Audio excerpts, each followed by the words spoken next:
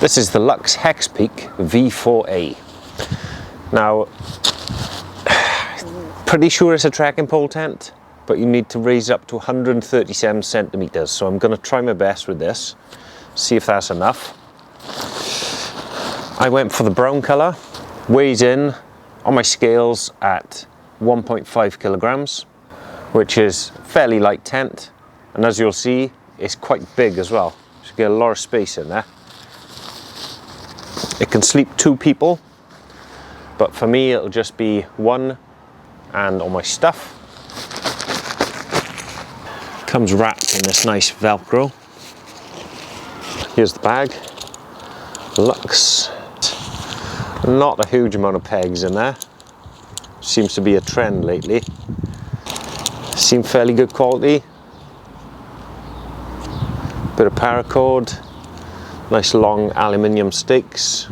6 pegs, so we'll see if that's sufficient. Bit of extra guy line in there. I'm not sure what that's for, we'll give that a try in a minute.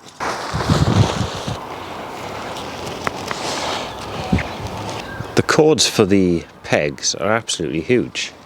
Look at that, that's crazy. Plenty of room to adjust it, I guess.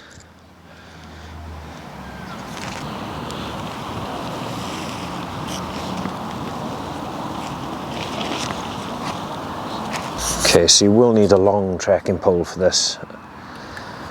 Mine goes to 135, and they do recommend 137.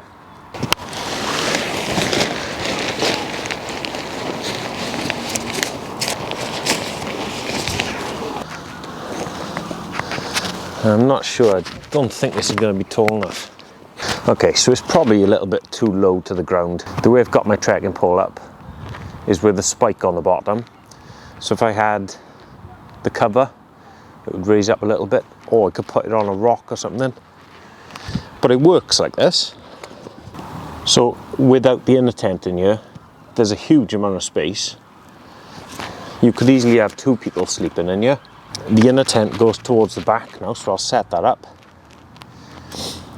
6 pegs did put it up, but it could do with more, because there's no guy lines on there or anything. 1, 2, 3, 4, 5. You need another 5 pegs really, just for the bottom here.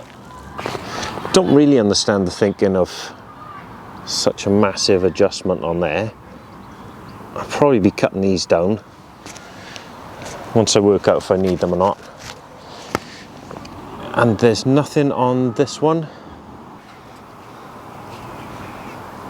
So I'll be adding my own peg out points on these. There's room to add guy lines, but again, nothing included. You can use this tab at the top to eliminate the pole. You could tie it off to a tree above, so you'd get 2 or 3 sticks crossing over and hang it from them. I'm just going to see if I can raise this trekking pole up a tiny bit. I'll put it on this rock. And that should give us the full height then.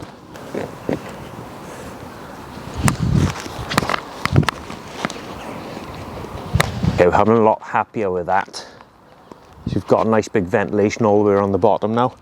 So again, with the adjustments, they seem to have just gone with the bigger is better thing. So the paracord on them are massive. What I'll be doing once I get it all the sizes I know is right, I'll be trimming them down.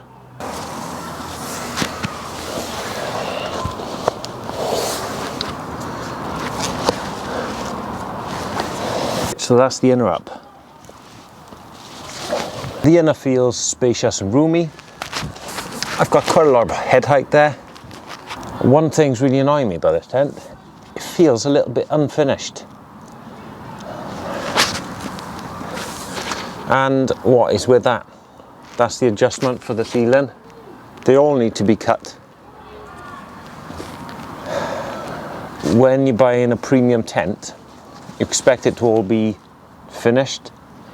But I can see this needs modifications just to be able to use it, which seems a bit strange to me. Here's a little look at the inside. Now I've pulled all these quite tight, but it does feel a little bit loose at the front. You are getting a bathtub floor. You can see that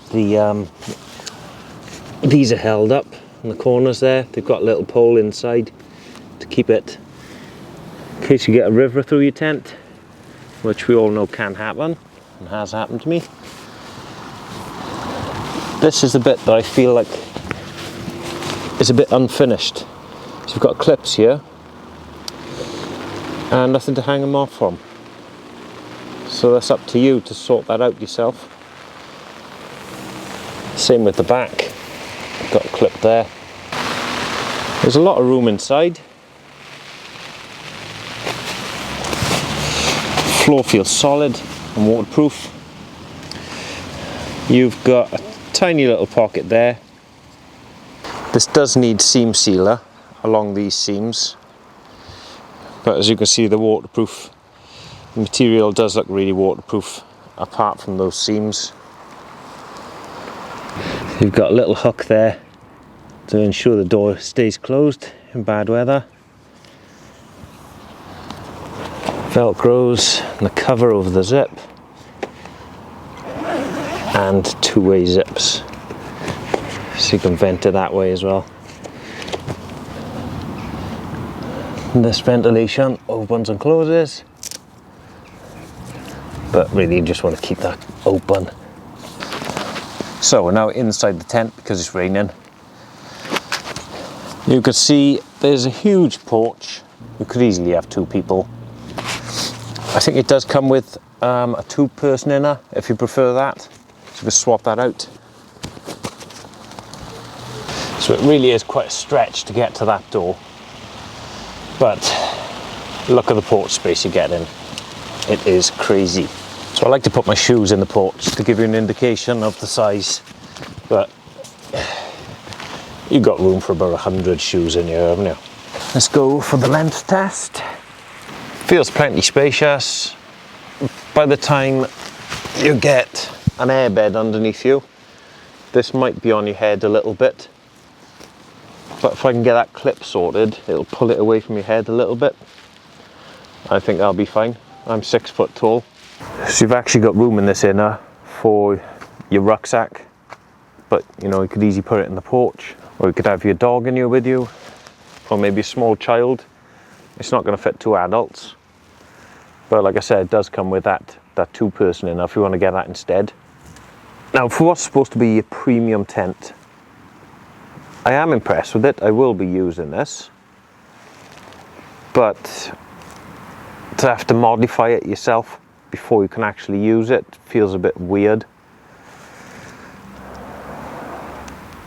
I understand when they don't seam seal it, but I was expecting that, but I wasn't expecting gigantic paracord, seemingly not thought about, missing clips, missing guy lines, and missing peg out points. All around, I like this tent. Once I make those little modifications here and there, I'll be using this, taking it somewhere quite wild, put it through its paces. Thanks for watching that first impressions little review, and catch you back next time.